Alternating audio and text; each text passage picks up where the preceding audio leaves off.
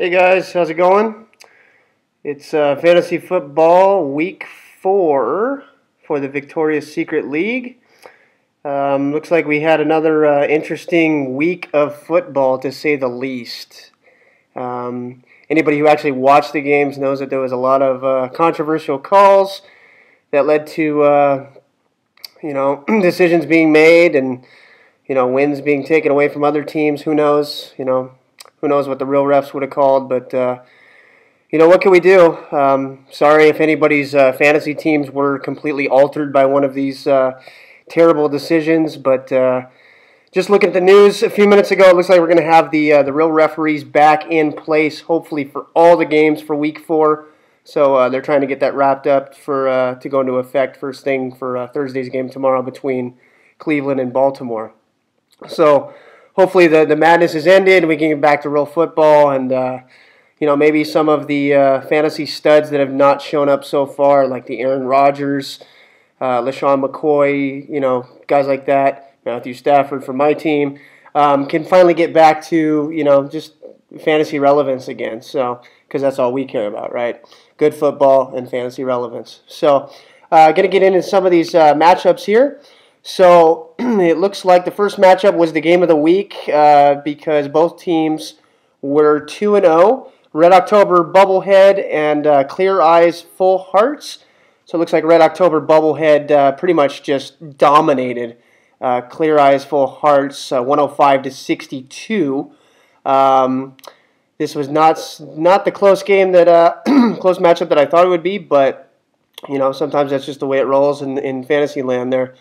Red October Bubblehead was led by the Bears D with 23, Peyton Manning with 22, Arian Foster with 17, Andre Johnson with 15, Seabass with 11, and Trent Richardson with 10. So he had a pretty good showing from his starting lineup despite Kevin Smith getting him 0, the goose egg there.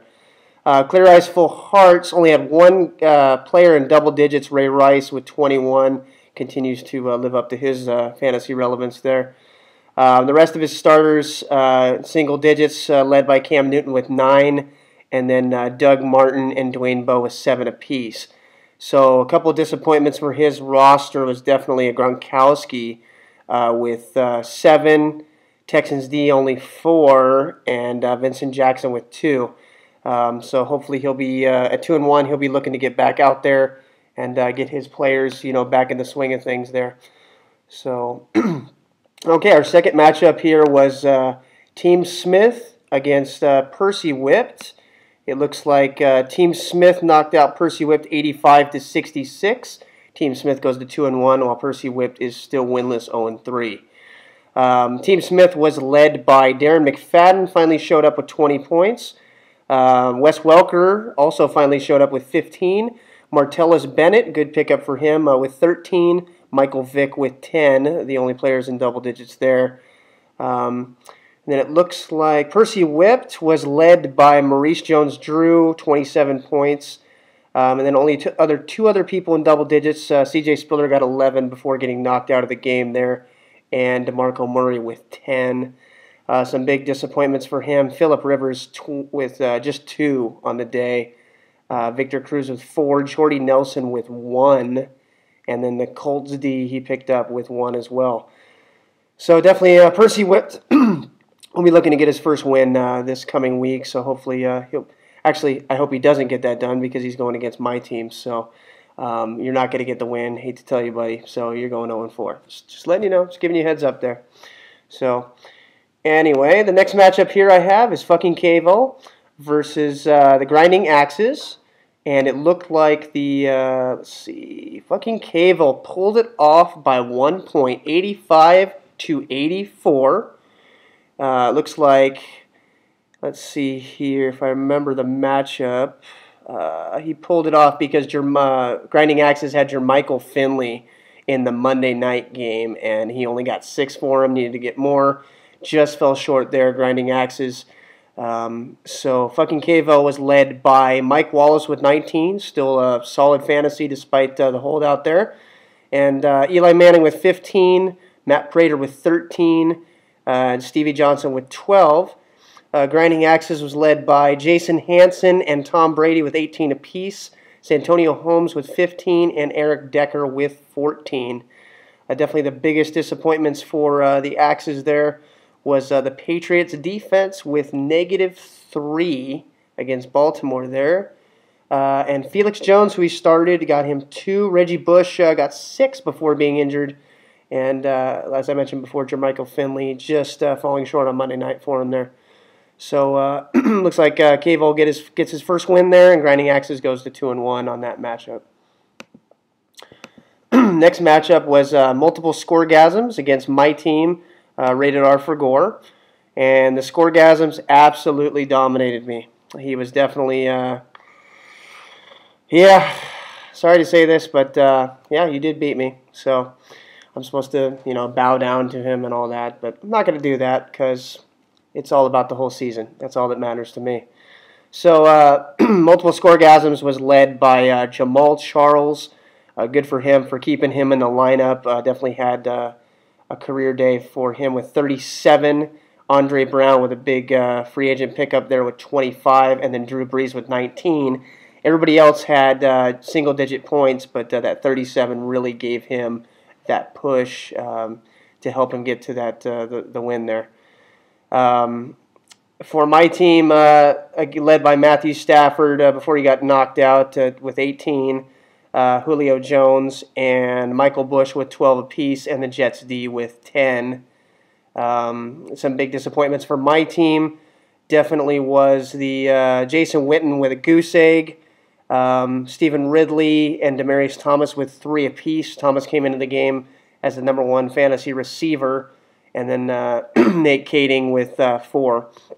So definitely seems like a lot of my guys didn't show up, and then Stafford getting injured right when he had the opportunity to bring his team back for the comeback, and then maybe even overtime there. So I would have loved to have those points as well, but it doesn't matter. Scoregasms beat me there, so Scoregasms goes to 2-1, and I am 0-3. And like I mentioned before, I will be getting the win this week, so no more winless for me.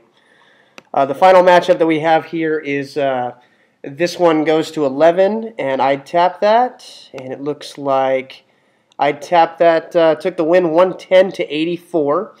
I tapped that is led by AJ Green with 28, Megatron with 23, Cowboys D with 12, Miles Austin 11, and AP with 10, and Dan Bailey, the Dallas kicker, with 10 as well.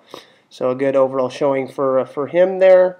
The only guy that really didn't do good on his team was Beanie Wells with 1 there, and he's now on injured reserve. So I have a feeling we're not going to be seeing him on the lineup anymore anytime soon. This one goes to 11. Was led by, you'd like to think Aaron Rodgers, but no, Rodgers continues to struggle there. Was led by Tony Gonzalez with 15, Michael Turner with 14, Alfred Morris and Steven Gostkowski with 13 apiece, and Vernon Davis with 11. One thing that really hurt, this one goes to 11, was the Ravens D that got him the goose egg this week. Again, Aaron Rodgers with just 9, definitely not the fantasy stud that he was last year so far. And Greg Jennings got him 3 coming back off the injury. Definitely one thing that I'm sure this one goes to 11 wishes he had was Robert Griffin III, RG3, in there. He would have got him 26 points and definitely made it a lot closer. So anyway, this one goes to 11, goes to 1 and 2, and I tap that is now 2 and 1. So looking at this week's matchups here, it looks like, again, my team rated R for Gore goes up against Percy Whipped. Both of our teams are 0 and 3. So I'm going to just make that the game of the week just because it sounds right. It sounds good. Let's see. The other matchups are going to be Fucking Cavo at Team Smith, Red October Bubblehead at the Scoregasms, Clear Eyes Full Hearts at this one goes to 11, and the Axes take on I Tap That. So those are our matchups coming up for this week. And let's see here. A couple of additions on the waiver wire this week. Definitely we had Mikkel LaShore, who was picked up. Actually, my team got him. Was able to pick him up off the waivers there. It looks like this one goes to 11. Got Bilal Powell, who may eventually take over for Sean Green as the Jets running back. We'll see there. Percy Whipped had 2 additions with Kyle Rudolph and the Falcons defense. So those are definitely 2 good pickups. So look forward to going against them this week. And also my team was able to add Owen Daniels, tight end, to hopefully give me something better than Jason Witten. And then also I tapped that, picked up Daniel Thomas, the backup for Miami, just in case Reggie Bush is unable to go this week. So basically, just looking forward to another good week. No interview this week. Sorry I couldn't get anybody lined up here. If anybody wants to be on for the interview, just let me know. I'll be happy to arrange a time. Even if I can't get the message out by the middle of the week, if the weekend works good, we can get one done on Saturday and get it posted up. I have no problem with that. Again, let me know if you want to be on. If not, I can always reach out to you, see if you're interested in it. Again, it only takes like 10-15 minutes, so it's not like it's the whole day there for you. So, again, I posted a message about trade offers. I was getting some feedback that a trade offer would be posted and nobody's responding, for days on end. And, just get a quick message, quick yes, no, whatever. Even you can even email people in the league. So you can even send them a quick email by clicking on the email league and the league main page there. And just get a quick email to them saying you're thinking about it. You'll get back to them, a certain time, so that they don't just withdraw and move on.